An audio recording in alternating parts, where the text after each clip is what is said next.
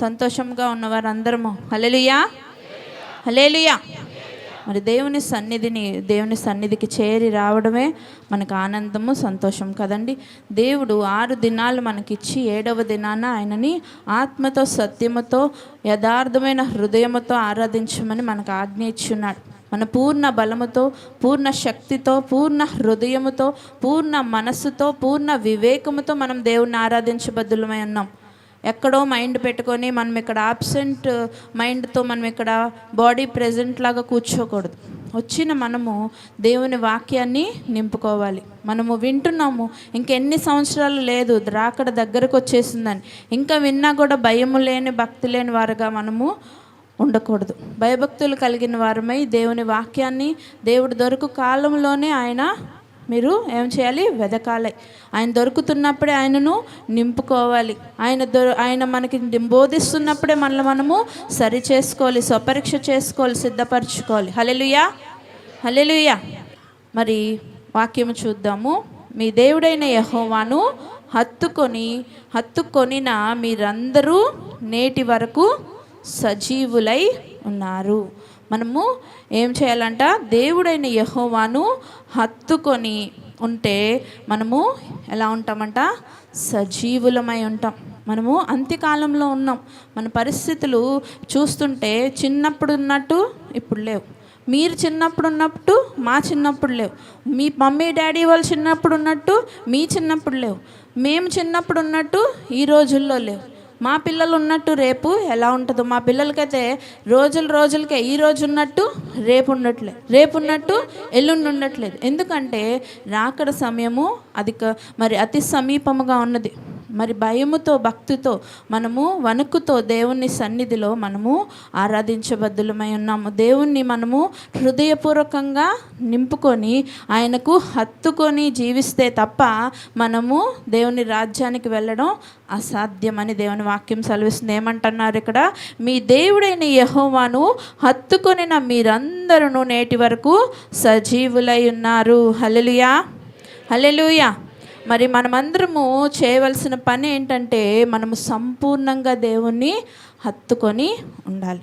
హత్తుకొని ఎలా జీవించాలో ఈరోజు మనము కొన్ని విషయాల ద్వారా తెలుసుకుందాం. మొట్టమొదటిగా చూస్తే జీవమును హత్తుకొనుడి అని దేవుని వాక్యం సెలవిస్తుంది. దేన్ని హత్తుకోవాలంట? మనము జీవమును హత్తుకోవాలి.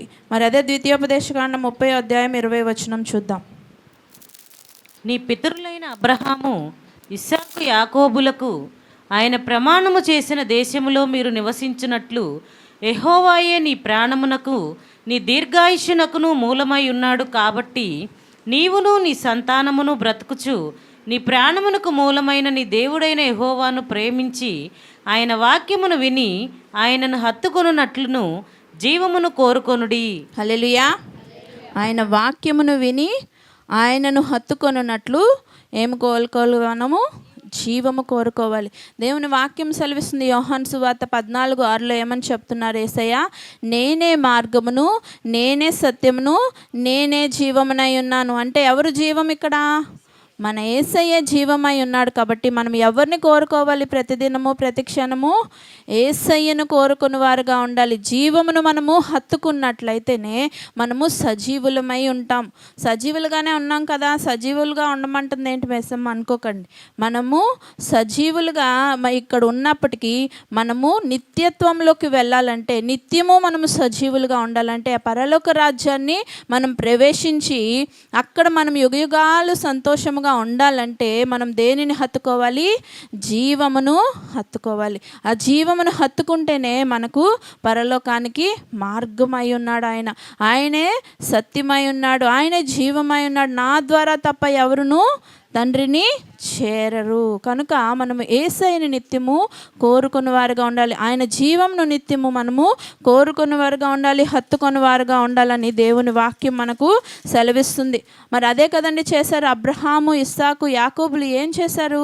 వారు నిత్యము ఎవరిని కోరుకున్నారు? దేవుని కోరుకున్నారు. కాబట్టి మనం దీర్ఘాయువు, చిరకాలము మనం జీవించాలి. మనం ఎవరైనా పెద్దల దగ్గరికి వెళ్తే మనల్ని ఎలా దీవిస్తారండి?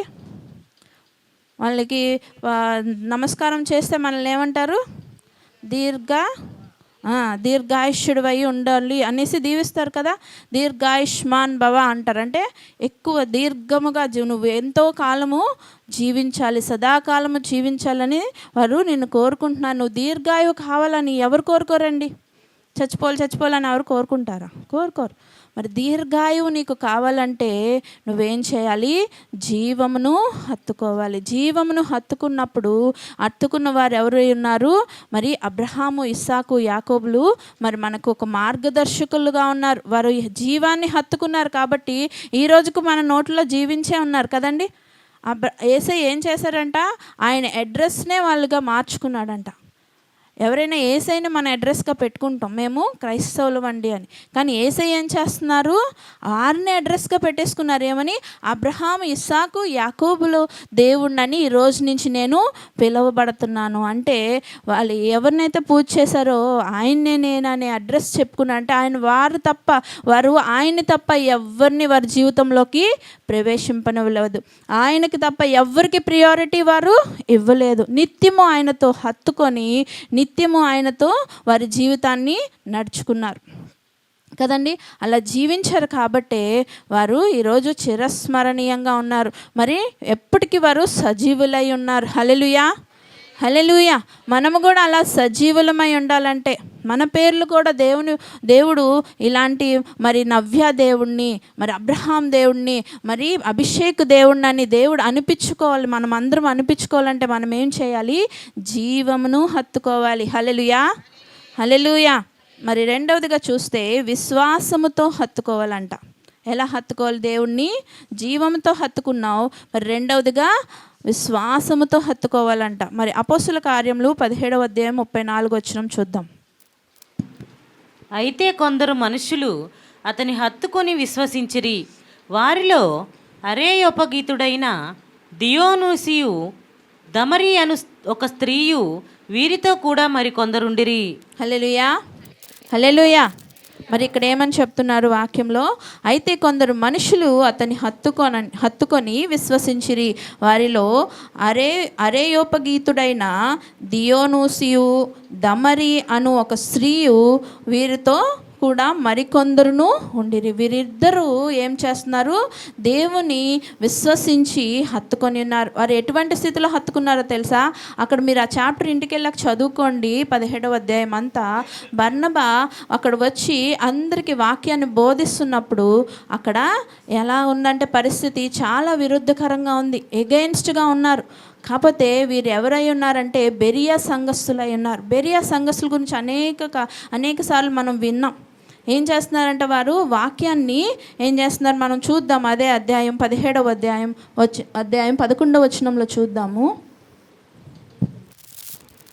వీరు దెసలోనికేలో ఉన్న వారికంటే గనులై ఉండిరి గనుక ఆసక్తితో వాక్యమును అంగీకరించి పౌలును సీలయును చెప్పిన సంగతులు అలాగున్నవో లేవో అని ప్రతిదినమును లేఖనములు పరిశోధించుచూ వచ్చిరి. హల్లెలూయా.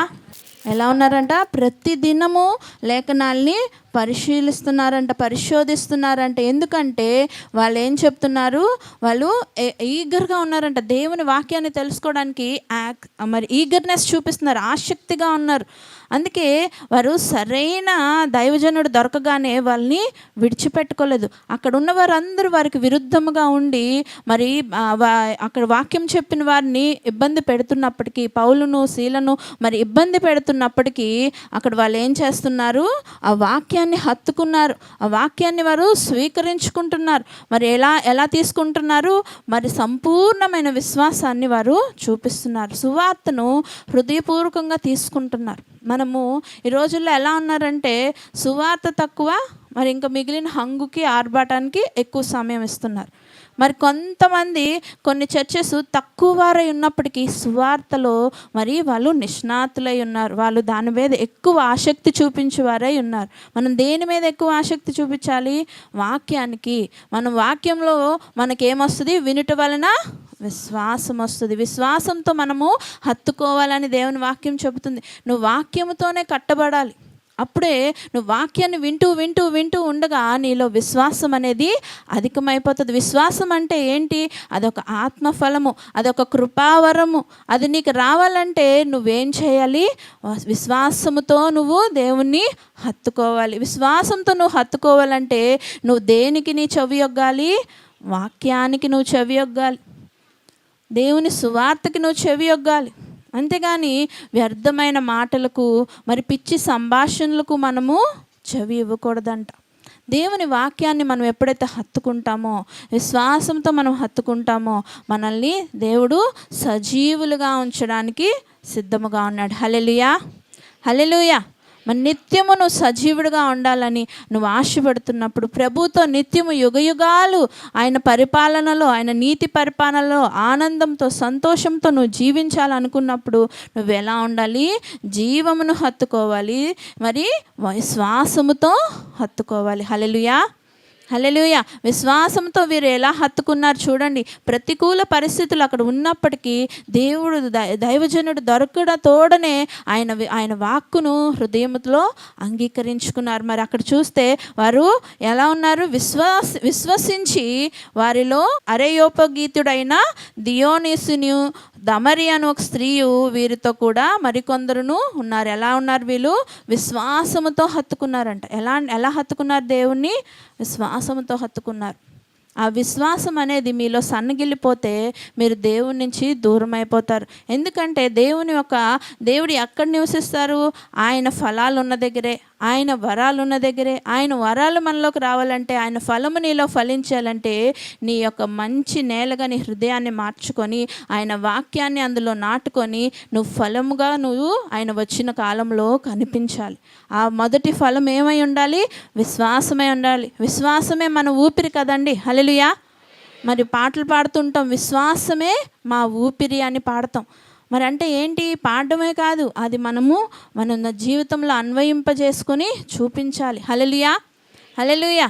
మరి ఇక్కడ వారు సంఘబిడ్డలు వాళ్ళు ఎలా ఉన్నారు? విశ్వాసాన్ని చూపిస్తున్నారు. విశ్వాసంతో దైవజనుడిని హత్తుకొని ఉన్నారు. అందుకే ఆయన దైవజనులు ఎవరిని హత్తుకొని ఉంటారు? దేవుని హత్తుకున్నారు. ఆయన దేవుని అలా దింపి ఆయన యొక్క గొప్పతనాన్ని అక్కడ చాటి చెబుతున్నప్పుడు అక్కడ నిజమైన సువార్త అది నిజమా కాదా వాళ్ళు ఏం చేస్తున్నారు? మనం ఇందాకే చదువుకున్నాం, పరిశీలిస్తున్నారు, పరిశోధిస్తున్నారు అది రైటా కాదా అని. పౌలంతటి వారినే ఆయన ఎంత గొప్ప దైవజనుడండి. మరి పరలోకానికి విజిటర్ ఆయన కదండి, హెవెన్లీ విజిటర్ అంటారు ఆయన్ని. ఆయన ఇలా వెళ్ళాలనుకుంటే అలా వెళ్ళి పరలోకానికి ఇలా వచ్చేస్తారంట. మనం ఎవరైనా ఇంటికి ఇలా వెళ్ళి అలా వచ్చినట్టు. మనం ఇక్కడ ఉన్న ఒక పెద్ద ఎవరు అనుకోండి, కార్పొరేటర్ ఉన్నారు, ఎవరైనా వాళ్ళ ఇంటికి డైరెక్ట్గా వెళ్ళిపోగలమా? బోల్డ్ పర్మిషన్స్ తీసుకోవాలి. అక్కడ కింద ఉన్న మనుషులందరి పర్మిషన్ తీసుకోవాలి. ఆయన ఫైనల్గా ఓకే చేయాలి, అప్పుడు మనం వెళ్ళాలి. కానీ ఈయనంట మహాదేవుడు, దేవాది దేవుడు ఆయన దగ్గరికి ఎలా వెళ్ళాలనుకుంటే అలా వెళ్ళి వచ్చేస్తున్నారంటే ఎంత నీట్గా ఉంది ఆయన హార్ట్, ఎంత క్లియర్గా ఉన్నాడు ఆయన. ఎందుకంటే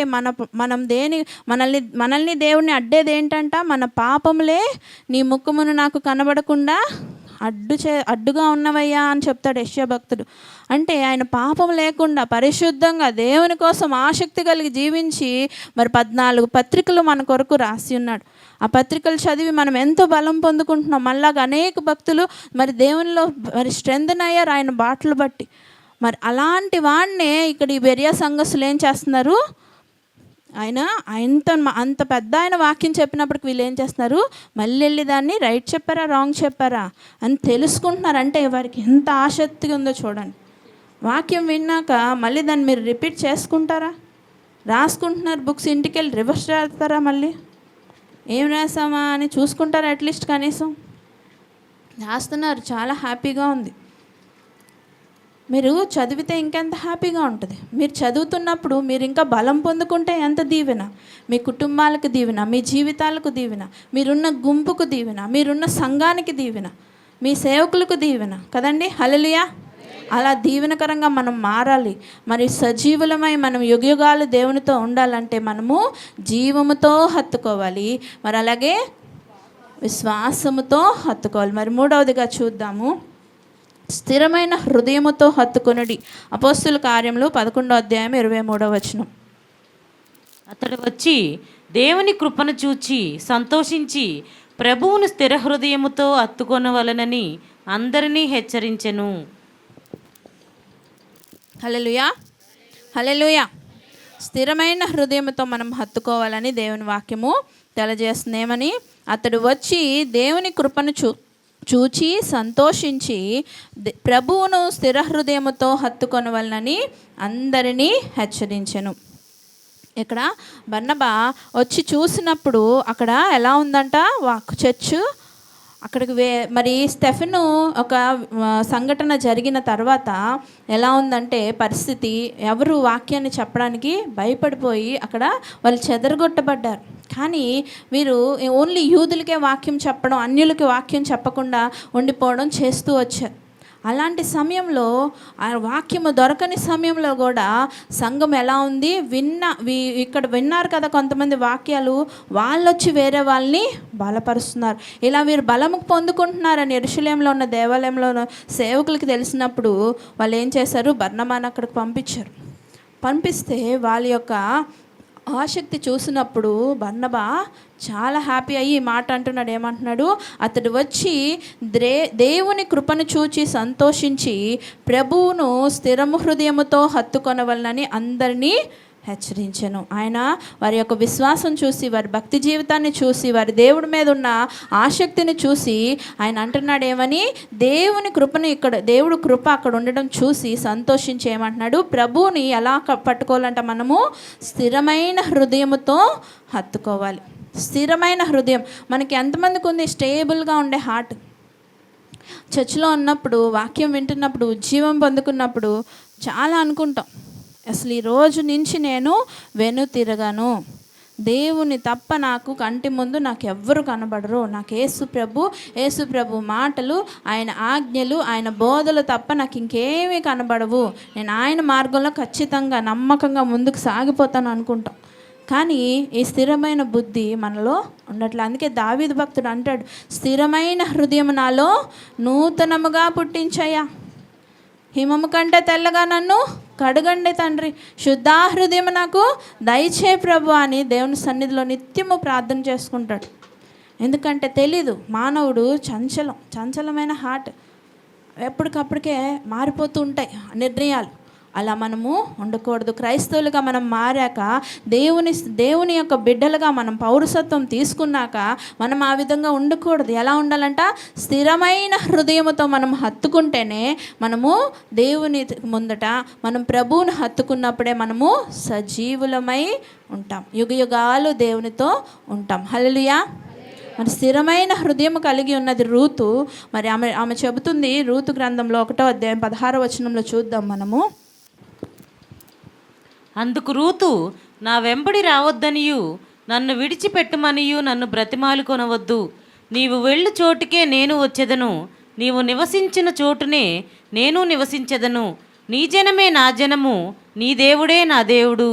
హల్లెలూయా, హల్లెలూయా. ఎంత స్థిరమైన హృదయం! స్టబ్బన్గా తీసేసుకుంది ఒక నిర్ణయం. అది ఎంత మంచి నిర్ణయం ఆవిడ తీసుకుంది చూసారా. ఆవిడ ద్వారా యేసు ప్రభు వారు వచ్చారు. ఆమె గర్భం దీవించబడింది అనుకోవాలి ఒక రకంగా చెప్పాలంటే. ఆమె యొక్క మరి వంశావళిలో నుంచే మన యేసయ్య పుట్టి ఉన్నాడు. ఆవిడ ఆ రోజు ఆ స్థిర హృదయం తీసుకోకపోయి ఉంటే, ఇద్దరున్నారు కోడళ్ళు అక్కడ, ఓర్ఫా ఇంకా రూతు. ఓర్ఫా ఏం చేసింది? వాళ్ళ అత్తగారు వెళ్ళిపోమ్మా మీ జనంలోకి, నేను వెళ్ళిపోతున్నాను మా ఊరు అనగానే వెళ్ళిపోయింది వాళ్ళ మమ్మీ డాడీ దగ్గరికి, అన్నిళ్ళలోకి కలిసిపోయింది. కానీ రూతు వారి కుటుంబంలోకి ఏ రోజు చేర్చబడిందో ఆ రోజు నుంచి నిజమైన దేవుణ్ణి రుచి చూచింది. కనుక ఆమె దేవుని స్థిర హృదయంతో హత్తుకుంది. హల్లెలూయా. ఆమె ఏమంటుంది? నీ జనమే నా జనము, నీ దేవుడే, హల్లెలూయా, నీ దేవుడే నా దేవుడు అంటుంది. ఆ దేవుడు ఆ రోజు ఆమె తీసుకుంది హృదయంలోకి. ఆమె దేవుడు కూడా ఆమెని విడిచిపెట్టాడా అండి? ఈ రోజుకి సజీవులై ఉంది కదండి మన నోట్లో, ఇంకా యుగయుగాలు ఉంటుందండి ఆవిడ. యేసు ప్రభు వారు ఆమె జనన వంశావళిలో నుంచే మరి మనకి వచ్చారని మనము మరి చరిత్ర గ్రంథాలు చూస్తే మనకి తెలుస్తుంది. హల్లెలూయా, హల్లెలూయా. మన హృదయం కూడా అంత స్థిరంగా ఉండాలి, అంత పర్ఫెక్ట్గా ఉండాలి. మనం ఏమైతే మాట ఇచ్చి రక్షణ పొందుకున్న నాడు దేవునితో ఒక స్థిరమైన ఒక నిబంధన చేసుకున్నామో, స్థిరమైన హృదయంలో ఒక దృఢమైన నిర్ణయం తీసుకున్నామో, మనము దాని ప్రకారమే లైఫ్ లాంగ్ ఉండాలి. మళ్ళీ ఆ హృదయం చెడిపోకూడదు, మరి చంచలంగా మారకూడదు. అన్నానులే, సర్లే, చూద్దాము, ఈ రోజుకి ఇది అయిపోని, ఒక్కటే కదా, ఇది ఒక్కటే కదా అనుకుంటూ మనము ఒకటి అనుకుంటూ పెద్ద పాపములోకి వెళ్ళిపోతాం. కనుక నిత్యము మనము ఏం చేయాలి? దేవుని బలిపీఠం దగ్గర మనల్ని మనము శుద్ధి చేసుకోవాలి. హల్లెలూయా, హల్లెలూయా. పూర్వదినాల్లో పాపం చేస్తే ఏం చేసేవాళ్ళు? బలులు అర్పించేవాళ్ళు, నైవేద్యాలు అర్పించి శుద్ధి చేసుకునేవాళ్ళు. మీకు ఇప్పుడు అలాంటి పరిస్థితి, అలాంటి బాధ పెట్టకపోవడమే తప్పు చేసినట్టున్నాడు యేసయ్య. ఆయన సజీవంగా బలి అర్పించుకోవడమే తప్పు చేసినట్టున్నాడు.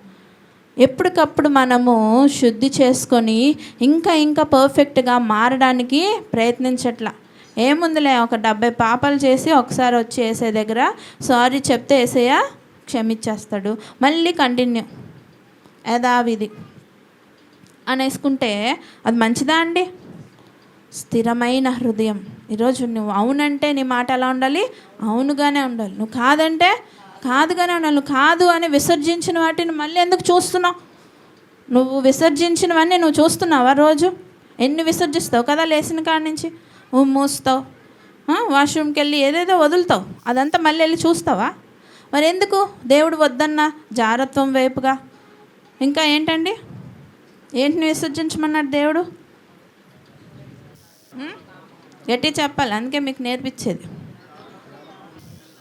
కోపము, దూషణ, దుష్టత్వము, కామాతురత, ఇంకేంటి మీ నోటబూతులు, జారత్వము, వీటన్నిటిని దేవుడు చంపేయమంటున్నాడు, విసర్జించేయమంటున్నాడు.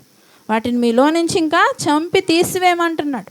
నువ్వు నూతనంగా మార్చబడాలి. స్థిరమైన హృదయం నీలో మరలా పుట్టాలి. పుట్టకపోతే నువ్వు ఎక్కడ సజీవంగా ఉంటావా?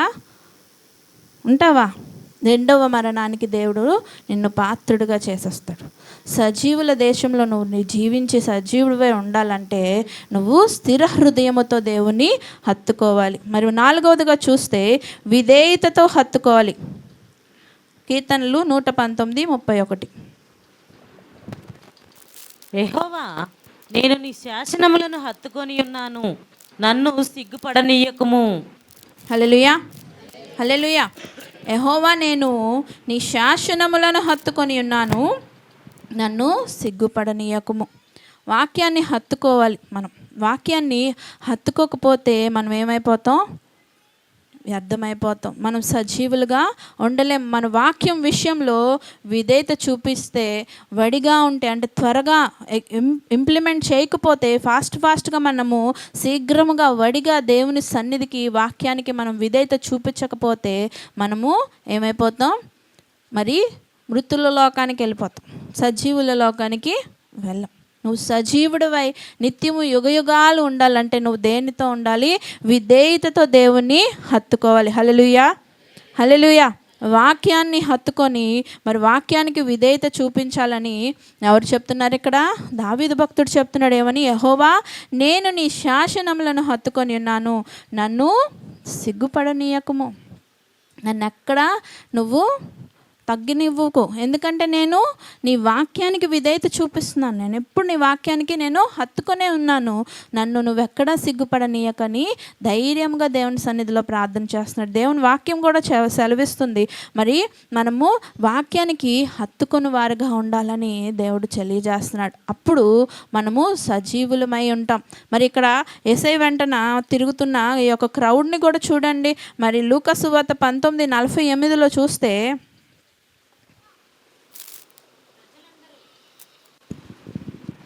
ప్రజలందరూ ఆయన వాక్యమును వినుటకు ఆయనను హత్తుకొని ఉండిరి గనుక ఏమి చేయవలెనో వారికి తోచలేదు.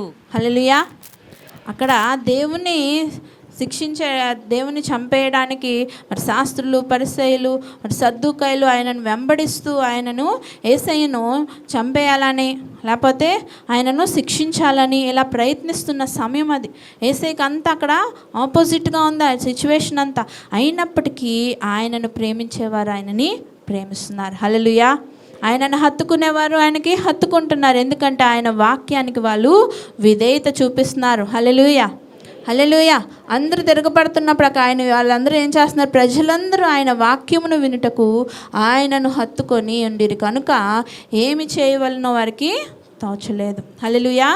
మరి ఆ విధముగా మనము దేవుని సన్నిధిలో ఆయన వాక్యాన్ని హత్తుకొని బద్దులమై ఉన్నాము.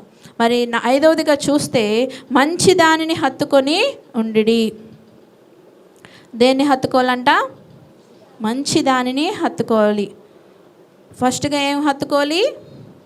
జీవముతో హత్తుకోవాలి. రెండవదిగా విశ్వాసముతో హత్తుకోవాలి. స్థిరమైన హృదయముతో హత్తుకోవాలి. విధేయతతో హత్తుకోవాలి. వాక్యానికి మనము విధేయత చూపించేవారుగా ఉండాలి. మరి అలాగే 5వదిగా చూస్తే మంచి దానిని హత్తుకొని ఉండుడి. మరి రోమిలకు రాసిన పత్రిక 12వ అధ్యాయము 9వ వచనం చూద్దాం. నీ ప్రేమ నిష్కపటమైనదై ఉండవలెను, చెడ్డదానిని అసహించుకొని మంచిదానిని హత్తుకొని ఉండుడి. హల్లెలూయా, హల్లెలూయా. మీ ప్రేమ నిష్కపటమైనదై ఉండవలెను, చెడ్డదానిని అసహించుకొని మంచిదానిని హత్తుకోండి. ఏమని చెప్తున్నాడు దేవుడు? చెడ్డదానిని అసహించుకొని మంచిదానిని హత్తుకొని ఉండాలంట. ప్రభుపై చూపించే ప్రేమ ఎలా ఉండాలంట? కల్లా కపటం లేకుండా ఉండాలి. ఆయన ఆయన ఆయన మీద మనము యాక్టింగ్ ప్రేమ చేయకూడదు.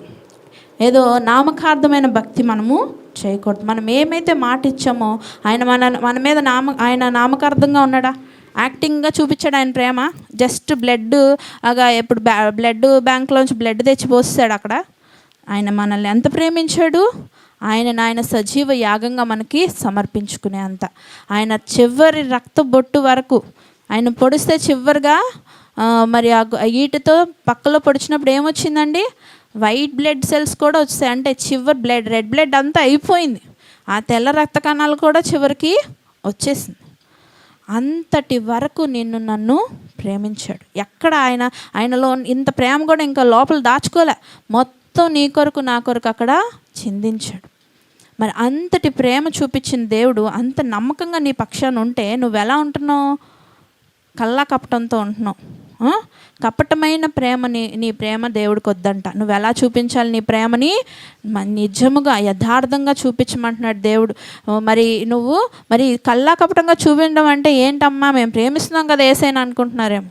మీరు దుష్టత్వాన్ని ప్రేమిస్తున్నారు కదా. ఒక్కొక్కసారి మీ నోట్లో గబుక్కుని బూత్ వచ్చేస్తుంది, మీకు టప్పు అని కోపం వచ్చేస్తుంది, ఏదైనా చూసినట్టు చక్కమని జారిపోతున్నారు, జారత్వం వచ్చేస్తుంది మీలోకి, మరి కామం వచ్చేస్తుంది. ఏదో ఒక విషయంలో మీరు తప్పులోకి దిగిపోతున్నారు. అంటే మీరు ఎవరిని ప్రేమిస్తున్నట్టు? అవన్నీ వేసేవా లక్షణాలు? ఎవరివి? సాతాను ప్రేమిస్తున్నారు అయితే మీరు, అంతేనా? సాతాన్ని ప్రేమించే ప్రేమ దేవుడికి వద్దంట.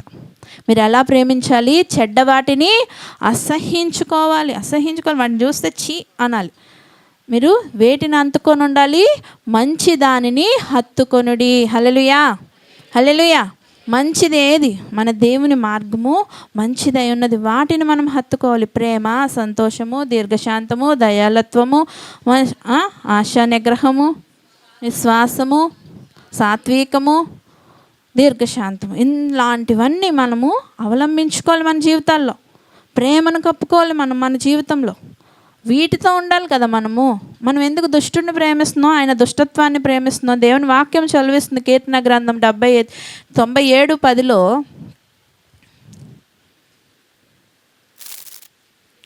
ప్రేమించు వారులారా చెడుతనమును అసహించుకొనుడి, తన భక్తుల ప్రాణములను ఆయన కాపాడుచున్నాడు, భక్తిహీనుల చేతిలో నుండి ఆయన వారిని విడిపించును. హల్లెలూయా. యెహోవా భక్తులారా వేటిని ప్రేమించాలి? యెహోవాను ప్రేమించు వారులారా మీరు చెడుతనమును అసహించుకొనుడి. హల్లెలూయా. మీరు వేటిని అసహించుకోవాలంట? ఈ చెడుతనాన్ని మీరు అసహించుకోవాలి. పాపాన్ని ఎక్కడ ఉంటుందో దేవుడు అక్కడ ఉండడు. మీకు పదే ఈ మాట నేను ఎన్నోసార్లు చెప్పాను. ఏంటి? వెలుగున్న చోట చీకటి ఉంటుందా? చీకటి ఉన్న చోట వెలుగు ఉంటుందా? పాపం ఉన్న దగ్గర యేసయ్య ఉండడు, యేసయ్య ఉన్న దగ్గర పాపం ఉండదు. కనుక మీరు యేసయ్యను నింపుకోవాలి, మీరు మంచితనాన్ని హత్తుకోవాలి. హల్లెలూయా. అప్పుడు మీరు ఎప్పటికీ సజీవులై ఉంటారంట. హల్లెలూయా. మరి 6వ పాయింట్ చూద్దాం. దేవుని స్వాస్థ్యమును హత్తుకొనుడి. మొదటి సమూయేలు గ్రంథము 26:19.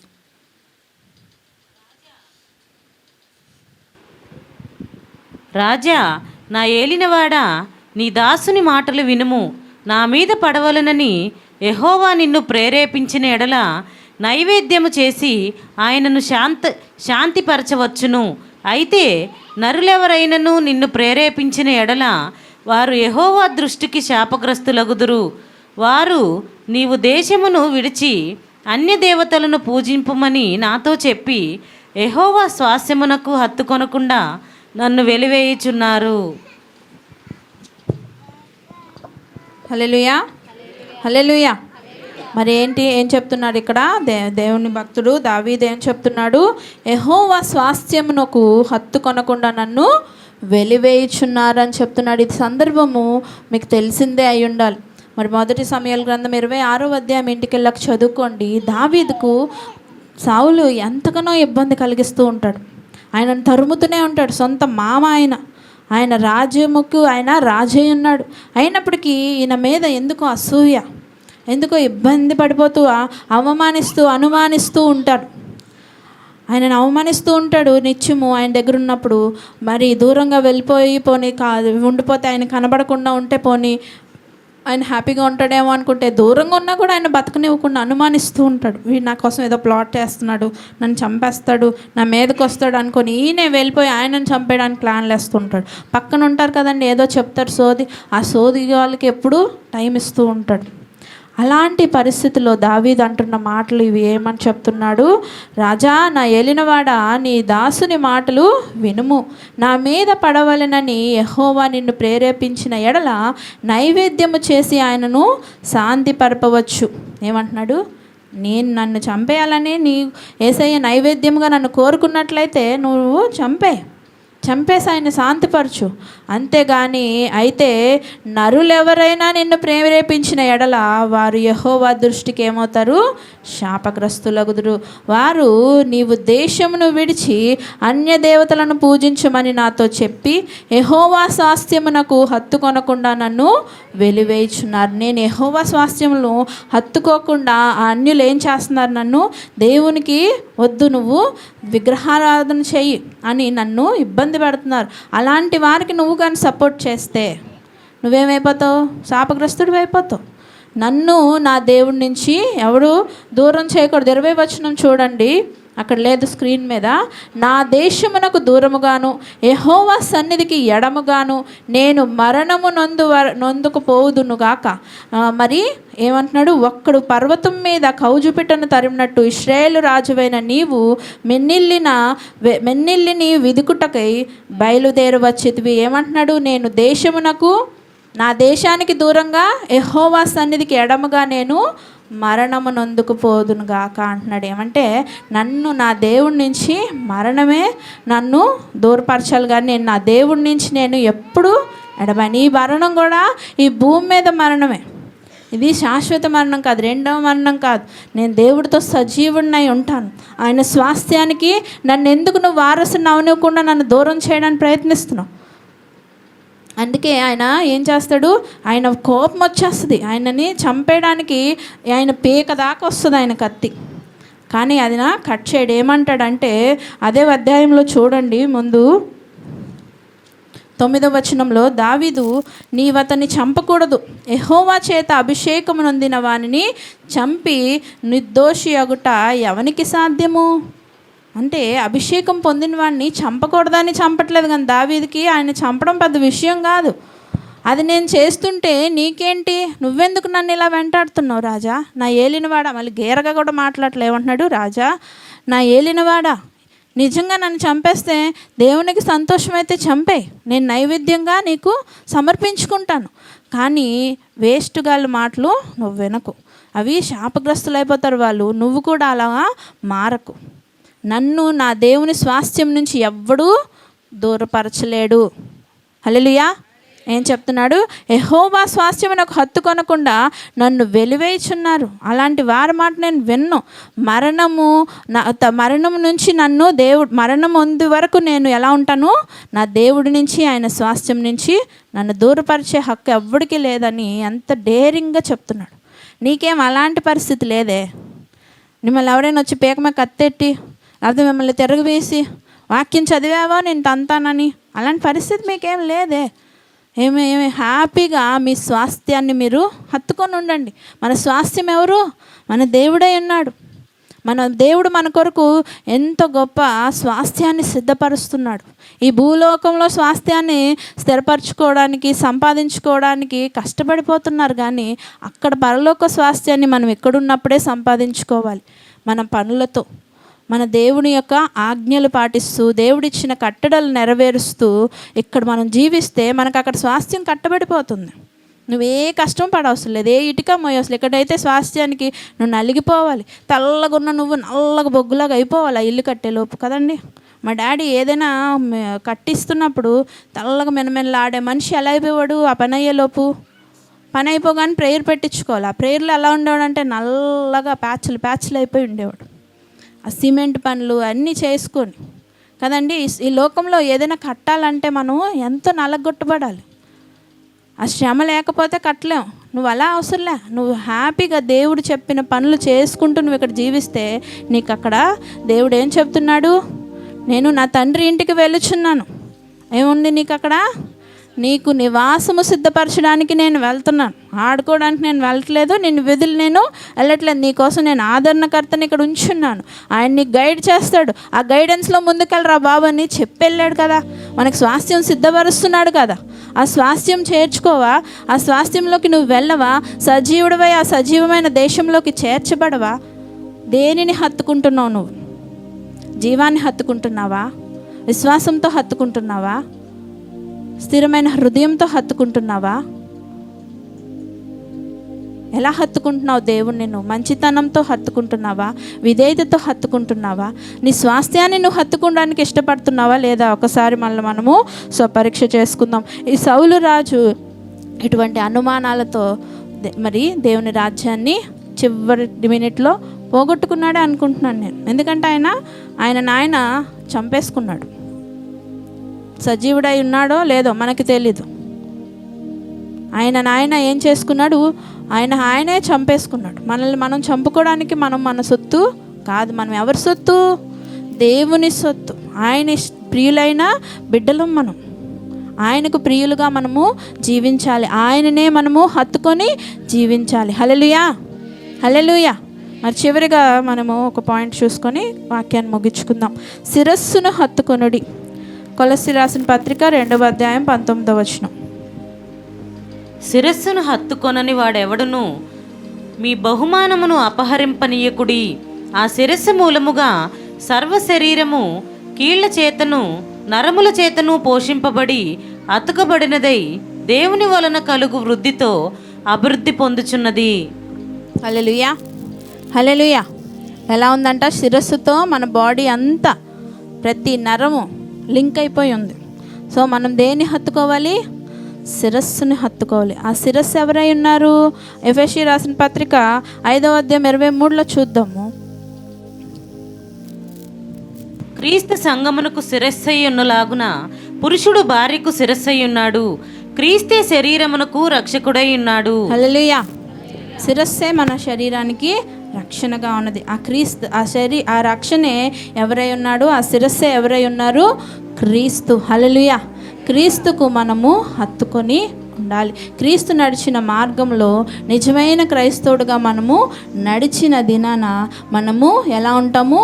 సజీవులమై ఉంటాము. హల్లెలూయా, హల్లెలూయా. మరి ఒకసారి అన్ని పాయింట్స్ ఒకసారి రిఫర్ చేసుకుందాము. జీవముతో హత్తుకోవాలి, విశ్వాసముతో హత్తుకోవాలి, స్థిరమైన హృదయముతో హత్తుకోవాలి, విధేయతతో హత్తుకోవాలి, మంచి దానిని హత్తుకోవాలి, దేవుని స్వాస్థ్యమును హత్తుకోవాలి, శిరస్సును హత్తుకోవాలి. మనం ఎప్పుడు మన శిరస్సుతో మన ప్రతి నరము లింక్ అయి ఉండాలి, మన ప్రతి ఆలోచన లింక్ అయి ఉండాలి. అప్పుడే మన బాడీ పర్ఫెక్ట్గా నడుస్తుంది కదండి. ఎవరికైనా బ్రెయిన్ డెడ్ అయిపోతే బాడీ అంతా అన్ని పార్ట్స్ బాగుంటాయి. ఎందుకండి మర్సీ కిల్లింగ్ చేస్తారు తెలీదా మీకు? బ్రెయిన్ డెడ్ అయిపోతే వారి అవయవాలు అన్నీ పనిచేస్తాయి, కానీ వాళ్ళు ఎగరు. అప్పుడు అవయవాలు లేని వాళ్ళకి వాళ్ళ ఫ్యామిలీ వాళ్ళ ఒప్పుకోలతో ఏం చేస్తారు, వాళ్ళకి దానం ఇచ్చేస్తారు. అందుకే మన బ్రెయిన్ మనకి ఎంతో ఇంపార్టెంట్, మన శిరస్సు మనకి ఎంతో ఇంపార్టెంట్. ఇప్పుడు నువ్వు ఈ బాడీ అంతటితో చేసిన పనికి దేనికి వస్తుంది నీకు కిరీటము? శిరస్సుకే కదా వస్తుంది. నువ్వు బాడీ అంతా చేసిన పనికి ఎవరికి వస్తుంది అవమానము? శిరస్సుకే కదా. ఎక్కడ వస్తారు? మొహం మీద కదా వస్తారు. ఎక్కడ కొడతారు? చెంప మీద కదా కొడతారు.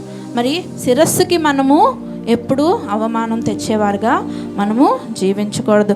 ఆ శిరస్సుకి మనం కిరీటము తెచ్చేవారుగా ఈ లోకంలో జీవించాలి. పౌలు చెబుతున్నాడు కదా, నేను మంచి పోరాటం పోరాడాను, నా పరుగు కడముట్టించి తిని, నా కొరకు ఏం వేచి ఉంది? జీవ కిరీటము వేచి ఉంది. మరి ఆ కిరీటం ఎక్కడ పెట్టుకుంటాడు పౌలు? చేతికి పెట్టుకుంటాడా? కాలుకి పెట్టుకుంటాడా? ఎక్కడ పెట్టుకుంటాడు? తలకి పెట్టుకుంటాడు. అంటే మన శిరస్సుని మనమంతా గౌరవించాలి. ఆ శిరస్సుకు మనం ఎప్పుడు కనెక్టెడ్గా ఉండాలి. కనెక్టెడ్గా లేకపోతే శిరస్సు డెడ్ అయిపోతే మన బాడీ అంతా డెడ్ అయిపోతుంది. మనం ఆబ్సెంట్ అయిపోతాం. ఎందుకు జీవిస్తున్నామో మనకే తెలియకుండా ఈ లోకంలో జీవించి రెండవ మరణానికి పాత్రులమైపోతాం. నువ్వు సజీవుడివై ఉండాలంటే నువ్వేం చేయాలి? దేవుని హత్తుకొని ఉండాలి, దేవుని హత్తుకొని ఉండాలి. మనం అది మూలవాక్యాన్ని ఒకసారి మళ్ళీ చదువుకుందాం. ద్వితీయోపదేశకాండం 4:4 ఏమని రాస్తుంది? మీ దేవుడైన యెహోవాను హత్తుకొనిన మీరందరూ నేటి వరకు సజీవులై ఉన్నారు. హల్లెలూయా, హల్లెలూయా.